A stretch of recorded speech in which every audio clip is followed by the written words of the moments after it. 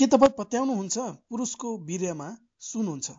सुन्दा यो अपत्यारिलो लाग्न सक्छ, तर वैज्ञानिकको एक अनुसन्धानले प्रत्येक पुरुषको वीर्यमा सुन भएको निष्कर्ष सार्वजनिक गरेको छ। करिब 20 वर्षदेखि भइरहेको अनुसन्धानबाट वैज्ञानिकले पुरुषको वीर्यमा सुन भएको दावी गरेका हुन्। अनुसन्धान केन्द्र international journal of Ayurveda research IJAR का डाक्टर केपी स्कन्दनको नेतृत्वमा भएको अनुसन्धानबाट पुरुषको स्पर्म सेल्समा सुनको मात्रा 17.66 माइक्रोग्राम पर डेसिलिटर अर्थात् 1 लिटर पुरुषको वीर्यमा 176.6 माइक्रोग्राम सुन रहेको हुन्छ।